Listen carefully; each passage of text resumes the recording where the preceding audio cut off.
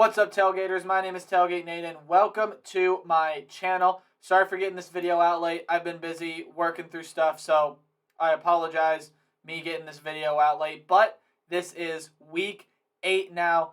We are getting into the back half of the season. I know it's flown by fast, but hey, things are really going to start to ramp up in terms of the playoff conversation and everything like that. Just a couple weeks until the first playoff rankings come out, and boy, I know this week has a lot to live up to, right? Last week, one of the best weeks in college football history, at least in recent college football history.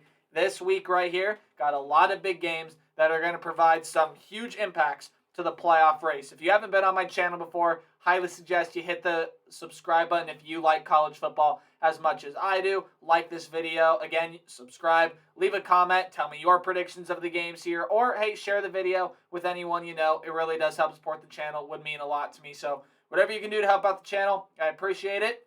Let's dive on into Week 8 predictions. And if you're looking for a game to keep you up, don't watch this game.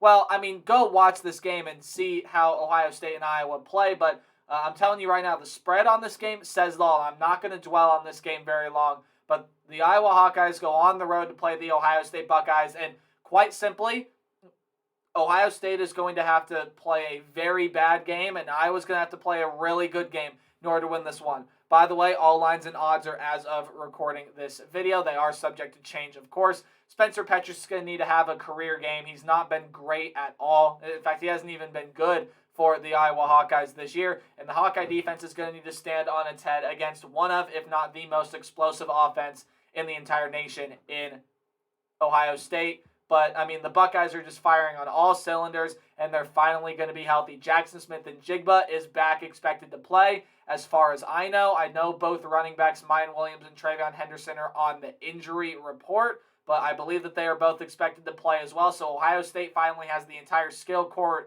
together. This is a good Hawkeye defense, but the offense is just not there, and the defense won't be able to do enough to slow down this Ohio State attack. I got the Buckeyes winning this one big.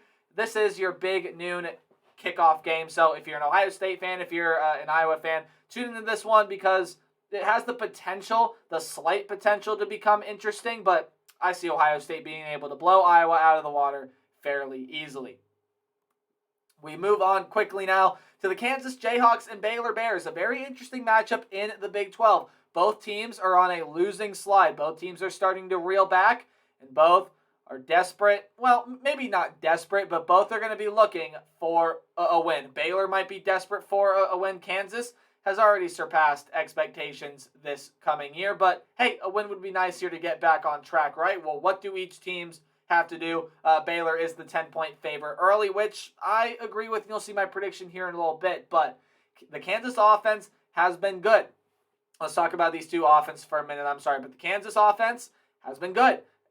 Even without Jalen Daniels there, Jake Bean has done a very, very good job head-manning this offensive attack, and he's been really, really sharp. And speaking of which, Blake Shapen has been sharp on the other side for Baylor, and he sustained a head injury against West Virginia, and he currently is back with the team. And as far as I've seen, I haven't seen anything confirming nor denying that he is playing.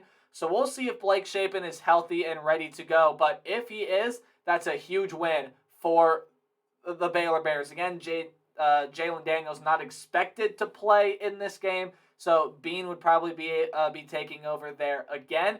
Daniels expected to come back later in the year, but I mean, again, Bean's done a fine job. But again, is Blake Shapen going to be able to come back and play? That's question number one. Both defenses have got to play well. Kansas, I mean, their defense is what their defense is. The offense is going to have to do most of the heavy lifting. But if you're a Kansas fan looking for promising, Baylor is a team that plays with a lot of physicality. But that did not show last week against West Virginia. Kansas is going to be able to take advantage of that if Baylor has another off game like they had this past week against West Virginia. But Baylor, their defense has got to play a whole lot better than they did against West Virginia as well. This is a really good Kansas offense, even when the Heisman candidate Jalen Daniels is not in there playing at quarterback. So both these defenses really got to up their game if they want to walk out of here with a win. And as I said earlier, both teams really looking to get back in that win column. And sorry, Kansas fans, but I think you guys lose 3 straight here. I think Baylor ramps up that defensive intensity. They get back to playing a much better style of Baylor football. The Baylor football we've seen Dave Aranda play so often before. And I just don't think Kansas defense has it in them, especially if Blake Shapen plays, which the way it seems right now, Blake Shapen is getting on that football field. So I got the Bears winning this one by 3. Should be an entertaining noon game. This one's on ESPN2.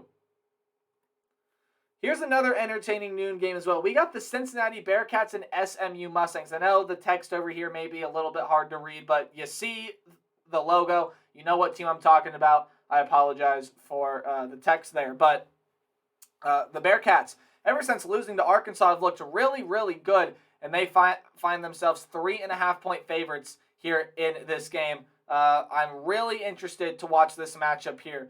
The Bearcats secondary and the Mustangs pass game. SMU and Tanner Mordecai love to spread you out and throw the football, and Cincinnati's secondary has been vulnerable to that up to this point so far. It was vulnerable against Arkansas. KJ Jefferson was able to do it, and it's been vulnerable against some other teams as well. Their pass game for Cincinnati in South Florida, they were able to kind of throw on this Cincinnati secondary there as well with Gary Bohannon, who with Gary Bohannon and company. So Cincinnati's definitely got some struggles. I think the week off helped, but SMU is going to be able to exploit whatever weaknesses Cincinnati has in the defensive secondary. But the Bearcats have a phenomenal pass rush that loves to get home to the quarterback and does it exceptionally well. If Cincinnati's going to want to win this game and even win this game comfortably, they're going to need that pass rush to get home to Tanner Mordecai, limit his time in the pocket, and just make sure that he's not able to get any of those good throws off. Because, again, he can beat you down the field, but Cincinnati has the ability to grind this thing out, especially on the offensive end. SMU plays a very offensive style of football, but that defense can play well as well. When you look on the Cincinnati side of things, this is an offense that loves to run the football, and they do it really, really well. And although the pass game hasn't quite come along quite yet, definitely could break out here in this game. And I think this could end up being a breakout performance for Cincinnati. They're going to get a fight from SMU, but I still believe they walk out of here with a win. And I got the Bearcats winning 33-27. This is another noon game. Should be entertaining. It's on ESPN. Really excited to watch this one. I think Cincinnati going to have to grind this one out, but I think the Bearcats get it done. Ooh, and the noon game of the week, a top 15 matchup. The Syracuse Orange are going on the road to play the Clemson Tigers, and this is honestly a really interesting matchup here. Clemson, yes, is the 14-point favorite, but when you look at both of these teams, look, the story of both of these teams are their defenses. The Syracuse defense has led them through this entire year so far, with the offense just playing really, really good complementary football. But the defense, one of the best in the entire nation. And that's what's led the Orange. And we know the story with Clemson. They usually have a really good defense, and the story is no different with the Tigers this year. That is an exceptional defense that Dabo Swinney has over there.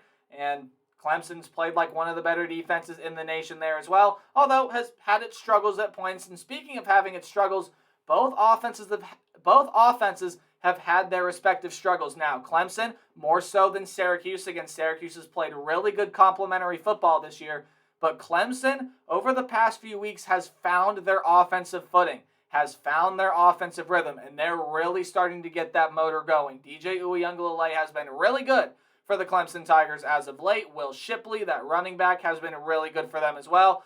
And my apologies, the Tigers have a lot of weapons on the outside at the wide receiver and tight end position there as well for DJ to work with. Syracuse, you have Garrett Schrader, who's a pretty solid quarterback. You have Sean Tucker. Outside, there are a couple good weapons there as well.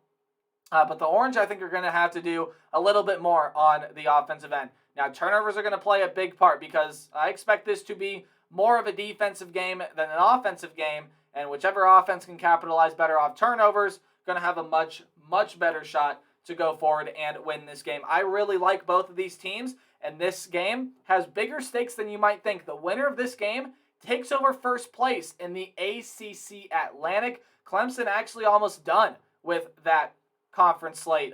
They're already 5-0. You only play 8 conference games in the ACC. So if you're Clemson and you go win this game, you are more likely than not in Charlotte playing for an ACC title. And I think that's exactly what Clemson does. I do think Syracuse is able to keep this one closer than a whole lot of people think. But what it came down to was, which offense do I trust more? And that happened to be the Clemson Tigers. I trust Clemson's offense just a little bit more, and that's why I'm going with the Tigers to pull out a thriller in Death Valley. This one noon on ABC. As we move into afternoon games, again, apologies about the text on this side, but you see the logo down there. The BYU Cougars and Liberty Flames is a very interesting independent matchup to me. BYU, of course, 4-3. You see it down there. And Liberty, again, hard to read. I know they are 6-1 on the season, but Liberty's had to grind out a lot of wins this year. They struggled to get by Akron. They barely got by Gardner-Webb last year. And what has contributed to that? Turnovers. You know what has contributed to some of the BYU losses this year? Turnovers. Turnovers are going to be a big thing in this game because both teams have their moments where they struggle with turnovers. In fact, if Liberty would have lost that game to Gardner-Webb last year, that's all I would be talking about in this game. In fact, you might not even see this game on here if Liberty loses that game last week. But Liberty has found ways to grind out games. And yes, the Flames have not played a clean game as of yet. They found ways to grind out wins. And by the way, that lone loss is to Wake Forest, which very well could be that second best team in the ACC. So when I look at Liberty, this is a really solid football team. But you know what? You know what advantage the Cougars have on the other side there? The lines. BYU's offensive line is really good. BYU's defensive line is really good. And in my opinion, they're exceptionally better than what Liberty has to offer on the other side. So I am one to believe that BYU's offensive and defensive lines are going to be a huge part in why BYU may be able to go ahead and win this game. But again, it's just the Flames finding ways to grind out wins. They are at home in this game. I think this is going to be a very interesting independent matchup to watch. BYU probably needing a win more than Liberty, as BYU, to a lot of people, have kind of underperformed so far this year, and they've been a little inconsistent. But I think especially if the Flames' sloppy play continues in this one, I don't think they're going to be able to come out with a win like they have in some of their past matchups. So I see Liberty still playing that sloppy game. Nothing that I've seen tells me that Liberty's going to clean up their act. 1 second.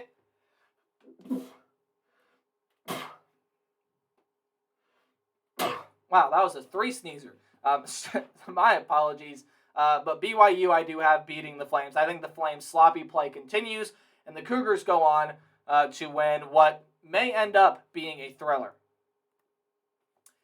All right, giving the Americans some more love, and we're going to give the Americans some more love later. Yeah, as we get into the later parts of the season, I'll go give the Group of 5 some more love as we see some more interesting Group of 5 games later down the line. But the Memphis Tigers going on the road to play the Tulane Green Wave, who find themselves ranked in the AP poll. They barely just missed my poll, but the AP voters think that this is the 25th best team in the nation.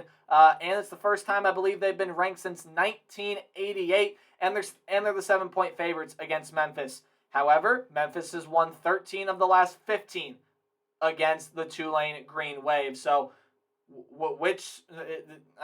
history's kind of conflicting with Tulane right now. They're ranked for the first time in forever, yet they are facing an opponent this week that has had their number in recent years. And also, this Memphis defense, well, they're going to need to do a full 180, because when you look at the defense on the other side of the ball for Tulane, it's been one of the nation's better ones statistically. The Tulane Green Wave have had a really good defense. It's led their season, and they have some offensive explosiveness there as well. And Michael Pratt's had a very good season as the quarterback of this Tulane team. But the Memphis defense is going to need to do a full 180, because honestly, You can't play the defense that Memphis played last week against East Carolina and still expect to come out of here with a win. This is a much improved Tulane Green Wave team, and they are going to come in hungry. They want to go win the American. They want that spot in the group of 5 for a New Year's Six Bowl. And the Tigers over here have a lot of issues that they need to figure out. But if one thing's going for Memphis, it's Seth Hennigan, and that passing attack has been pretty good this year so far, and that may just be the one area of weakness in Tulane's game, although the stats would tell you, the stats might tell you otherwise. I think this is going to be a very entertaining game. I look forward to seeing the matchup and how this game plays out.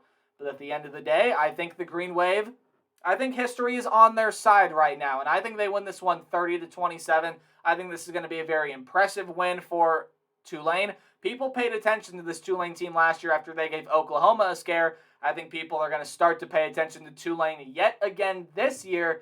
Once they beat Memphis, they're going to improve to 7-1, I feel, while the Tigers fall to 500. All right, the Purdue Boilermakers going on the road to face off against the Wisconsin Badgers. The Badgers secondary struggled last week. Who was it? Against Michigan State. Now, granted, Michigan State's got a lot of good weapons out there as well, but what killed Wisconsin last week were the short passes, not the deep ball. That's not what Wisconsin struggled with.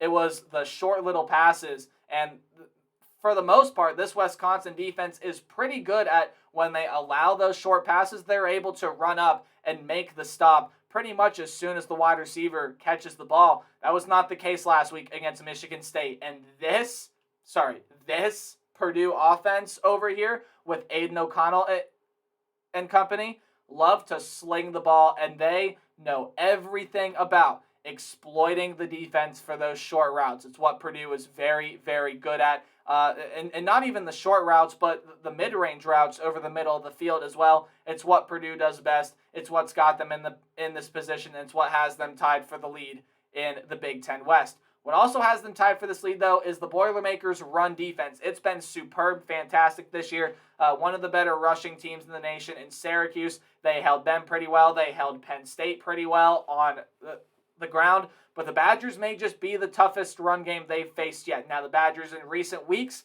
have not been able to get that run game going. So Braylon Allen and company are going to have to show back up for the Badgers if Wisconsin's going to want to be able to pull this one out. And again, is Graham Mertz going to be able to match what Aiden O'Connell is able to produce? Graham Mertz has looked better in some weeks than others, and he, again, I believe has been making steps towards improvement in his game, but we're still waiting for Graham Mertz to have that one huge breakout game to where everything just clicks, right? We're still waiting for that moment. It hasn't come yet. Maybe it comes in this game. However, I see otherwise. I think Graham Mertz is still going to struggle, and while this is, I believe this is the 25th anniversary of Jump Around, and I also believe it's Wisconsin's homecoming game. I think Purdue is going to come in here and spoil the party. Sorry, Badger fans, but I think Purdue is really good, and with the struggles that I saw the Badgers have last week, and Purdue's ability to exploit pretty much every weakness that Wisconsin showed last week, I got Purdue coming in to Camp Randall and ruining the homecoming celebration here, and Purdue will be the one that's jumping around, as I think Purdue gets that win and they will be bowl eligible.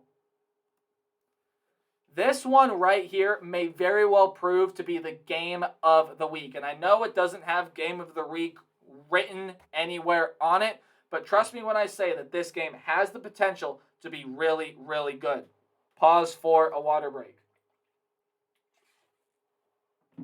But this game has the potential to be really, really good. LSU is the 1.5-point favorite as of right now, which I could really see this game flip-flopping in either direction. But the Ole Miss Rebels are going to go to Death Valley to face the LSU Tigers. This is going to be a phenomenal game.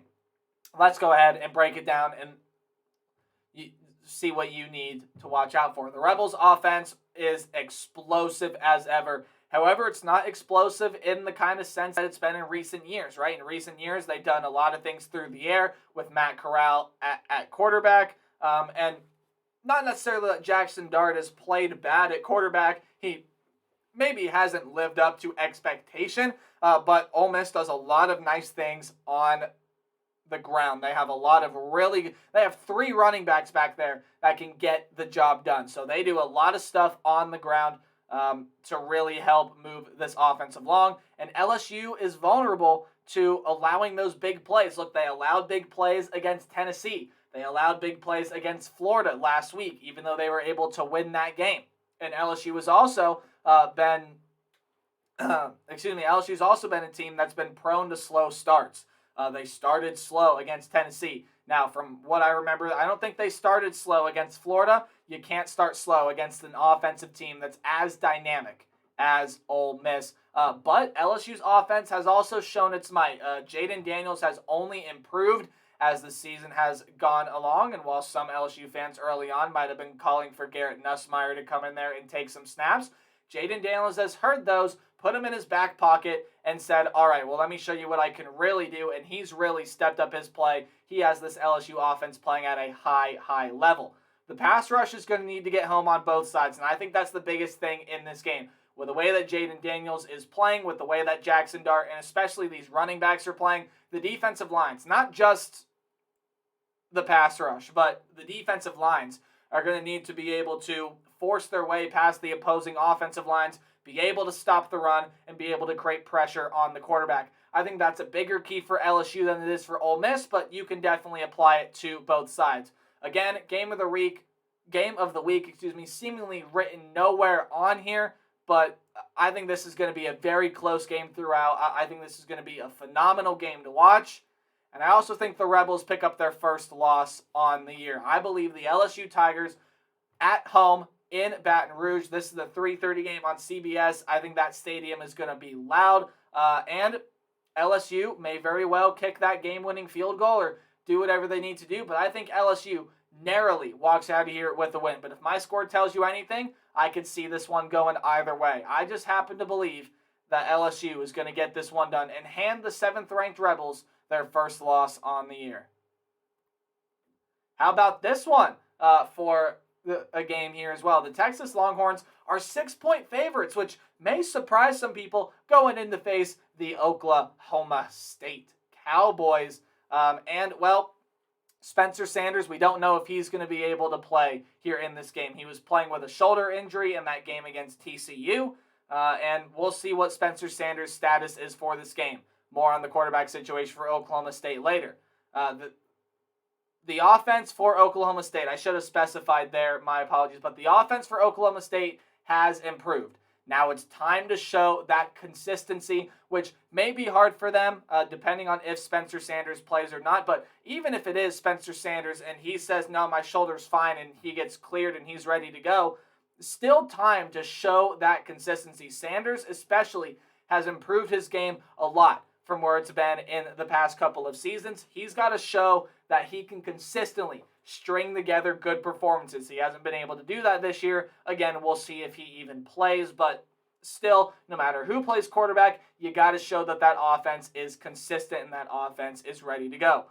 The Oklahoma State defense is obviously taking a step back from where it was last year, but that pass rush is still really good, and it's going to have to get back to Quinn Ewers, because I believe that when Quinn Ewers is the quarterback for the Texas Longhorns, Texas just plays with a different energy, and I'm not talking just offensively, I'm talking defensively there as well. Look at what happened in that Bama game. Their defense got home. Their pass rush was excellent. Texas is going to have to play like that again here in this one. But again, no matter who is quarterback for Oklahoma State, the Longhorns pass rush of their own is going to need to get home and pressure the quarterback, force him to make some throws that he doesn't necessarily want to make. And I think Texas is playing at such a high level right now. I know a lot of people have them power rated, not ranked, like not AP poll style ranked, power rated in the top 10. And I absolutely love what Texas is able to do when Quinn Ewers is at quarterback. I think Texas is going to go in here and actually cover the spread. So I think Texas goes on the road. beats Oklahoma State, and that is with the uncertainty of Spencer Sanders. If Spencer Sanders plays, I still think Texas comes out of Stillwater with a win, but I think that they're not able to beat the spread as Spencer Sanders plays, and it also may figure to be a higher scoring game. But I got Texas pulling out of here with a win. This here, all over it, is written with Game of the Week. A top 10 matchup, a Pac-12 showdown. This is a 3:30 game on Fox. This game is going to be fantastic. Oregon opens as a 6.5-point favorite, or at least as of right now, they are that 6.5-point favorite. Don't know what the opening line was, but the UCLA Bruins going on the road to play really their first true road test against the Oregon Ducks. The only other road game that UCLA has played has been against Colorado, and honestly, with the way that Colorado is playing, that hardly counts as a road game. So UCLA going on the road, this is going to be a rocking environment in Autzen Stadium. I can tell you that much. Both offensive lines do not allow a lot of sacks. In fact, when UCLA went and beat Washington, I don't believe that they allowed a whole lot of sacks there. And Oregon there as well. Just the offensive line is able to protect Bo Nix really well. So whichever defensive line is able to create more pressure, get home to the quarterback more often, might have just a better shot of winning this game here. The UCLA run defense is really, really good, and it's proven that it was able to handle Utah really, really well. And again, I believe Utah's one of, if not the best team in the Pac-12 conference, but they haven't seen an attack quite like Oregon can do. The Utah run game is not at the level where it was last season. This Oregon run game is almost a different animal, and UCLA has not seen the type of attack that Oregon can bring, especially with the way that Bo Nix is able to get out of the pocket there as well. So the Ducks are going to be the best test yet to really see how for real that UCLA run defense is. And built into UCLA's offensive game plan. Look, they expect Dorian Thompson-Robinson to be really good. In fact, watch out for that quarterback battle.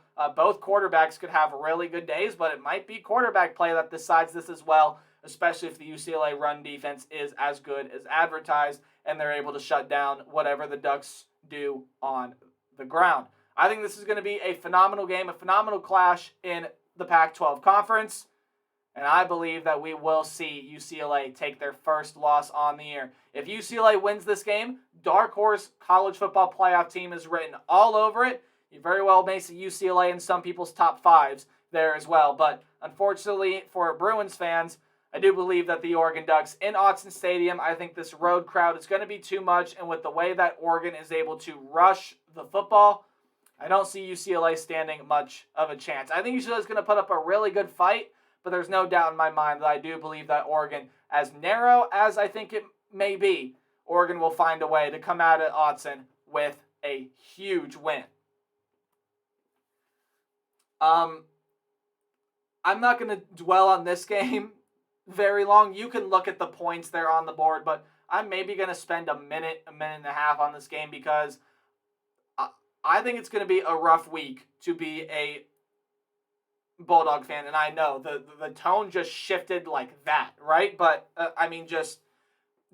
it was almost insane to me to listen to what Nick Saban, Will Anderson, and a lot of other players had to say coming out of that loss to Tennessee this past week, which had Bama fall to 6th in the nation, and that they said this team played with no intensity, and there was just not enough energy on the sideline. There wasn't enough energy in the locker room. The intensity wasn't there, which for the Alabama Crimson Tide is mind-boggling, is wild. This is a team that has intensity all the time, and even when they go win national championships, they still feel like they could have played that game just a little bit better. So for Alabama to say they have no intensity is really, really strange and almost mind-boggling, in my opinion. But putting that aside, what killed Alabama this last week, it was the secondary. And I almost said Ole Miss for a second. I'm so sorry, Mississippi State fans. Mississippi State has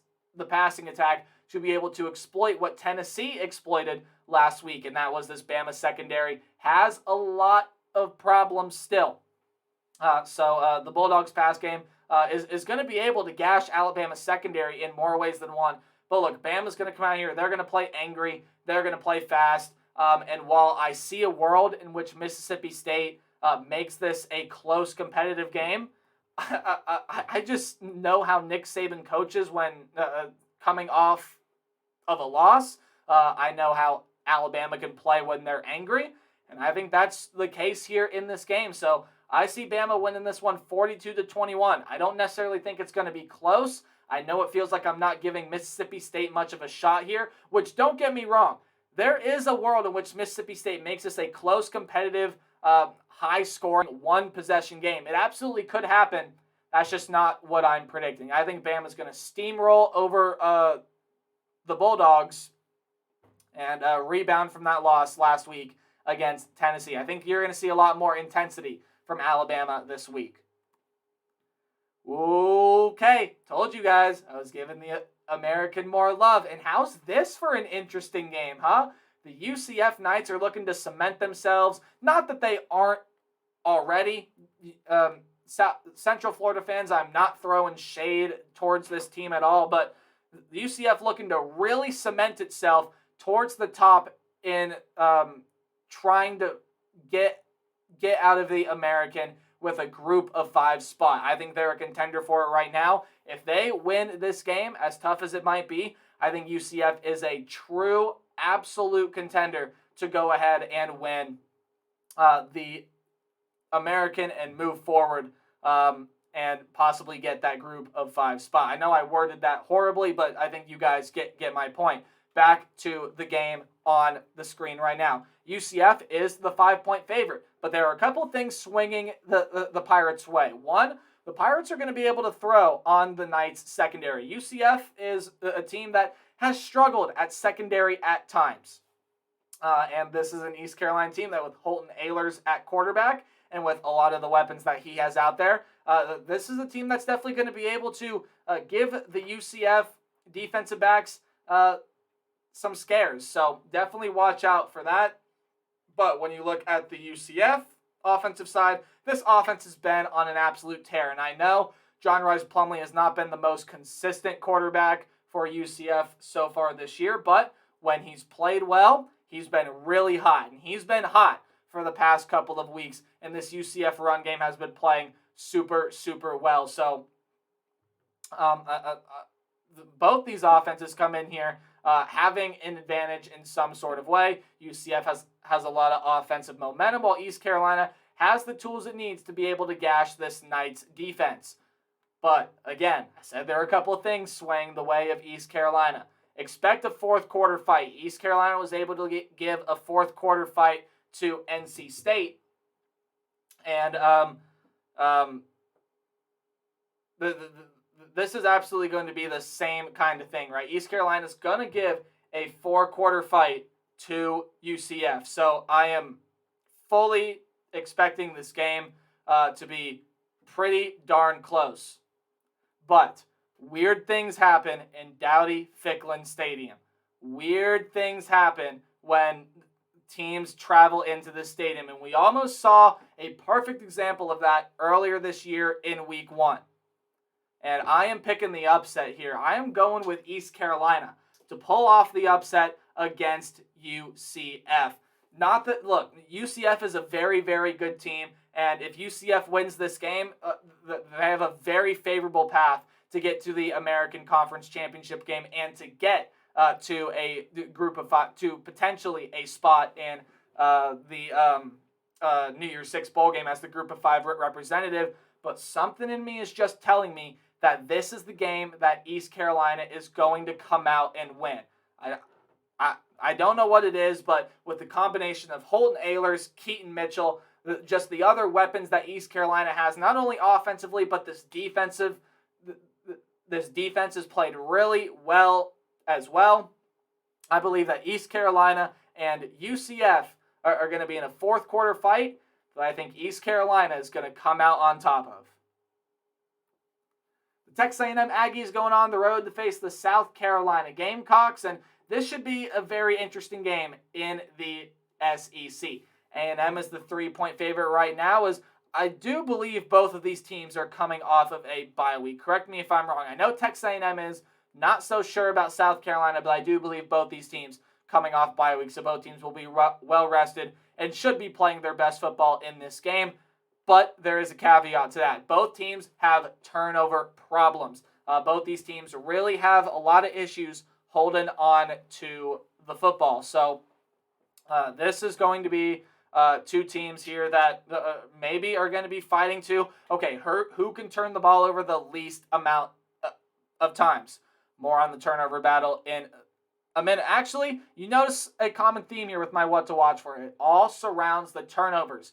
It's just because they've been so prevalent in a lot of these teams' games. Texas A&M and South Carolina especially. So, look, when it boils down to it, yes, both teams have turnover problems.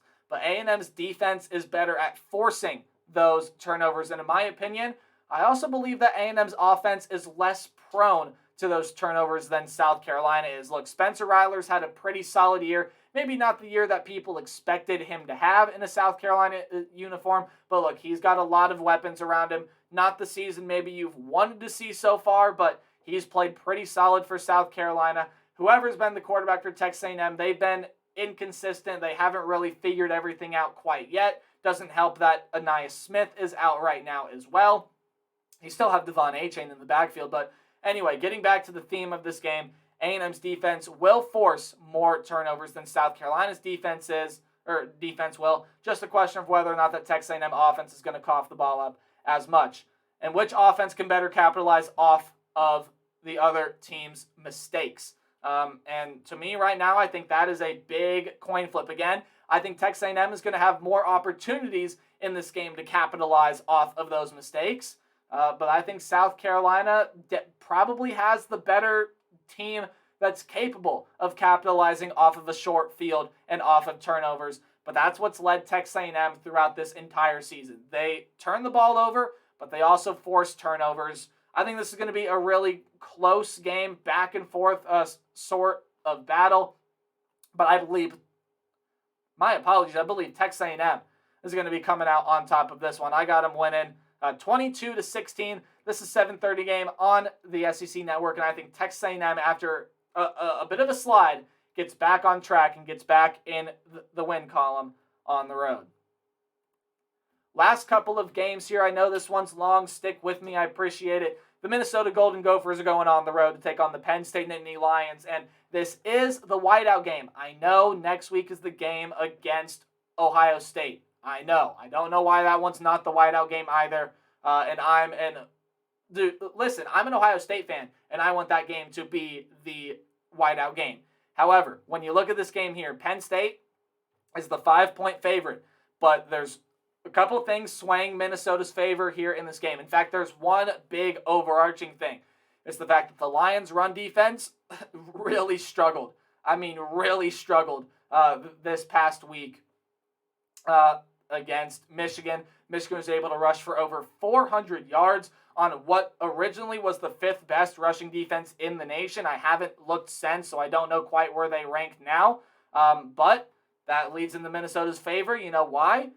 They have another dynamic running back, much like Blake Corum, or Michigan has Blake Corum. Minnesota has Mo Ibrahim. Now, he hasn't really found his groove over the past couple of weeks, but this is going to be a week where Mo Ibrahim is going to want to break out and is going to want to pound it in to these Penn State defensive linemen. So watch out for that. That's going to be something to watch out for. And the Gophers are fantastic on third downs. They've had a couple of disappointing performances this year, but and even with that game against Illinois where they didn't perform well on either side of the ball on third down, they still are first in the nation in third down conversion percentage offensively and first in the nation in third down defense. So third down is going to be a huge thing in this game. If Mo Ibrahim is able to get going and Minnesota continues to win the battle on third downs, the Gophers may have a shot here to bring some magic into Happy Valley. But this is the whiteout we are talking about. And I don't know that Minnesota is going to be able to handle an environment. So expect a rowdy, whiteout environment to just be too much for Minnesota to handle. And Minnesota, I think, can come in here and play really, really well. But Penn State behind this whiteout crowd, I think Sean Clifford is going to rebound. I think this defense is going to rebound beautifully. And I got the Penn State Nittany Lions winning this one. A primetime game on ABC. We get to see the whiteout in all of its phenomenal glory. But I got the Penn State Nittany Lions riding that whiteout crowd to a 24-20 win.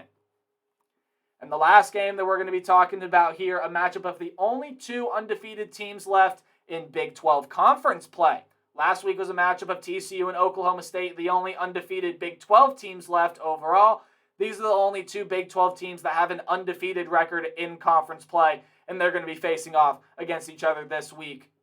It's the Kansas State Wildcats going on the road to face the TCU Horned Frogs. And if it weren't for a little slip-up against Tulane for Kansas State, they very well may find themselves in the top 15. And we could be talking about a much bigger matchup than we're seeing right now. But still, this game right here is for bragging rights and to have the sole top position atop the Big 12 Conference. Here are a couple things you need to watch out for. One, the Frogs offense has been rolling, so the Wildcats defense is going to need to step it up. Oklahoma State's defense was able to silence TCU for the most part, again, until the late stages of that game. So Kansas State's got to play really good defense all the way through.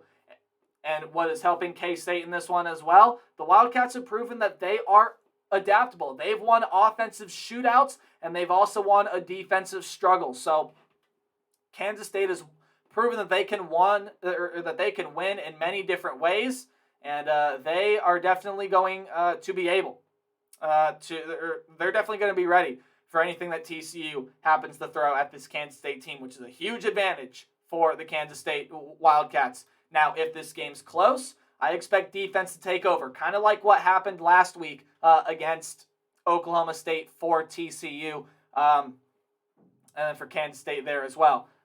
Both of these teams are going to adapt to the style that the game is going to play. If this is going to be an offensive shootout, it's going to be an offensive shootout. If this is going to be a defensive game, it's going to be a defensive game, right? Both these teams are going to be very adaptive to what the style of game is going to look like.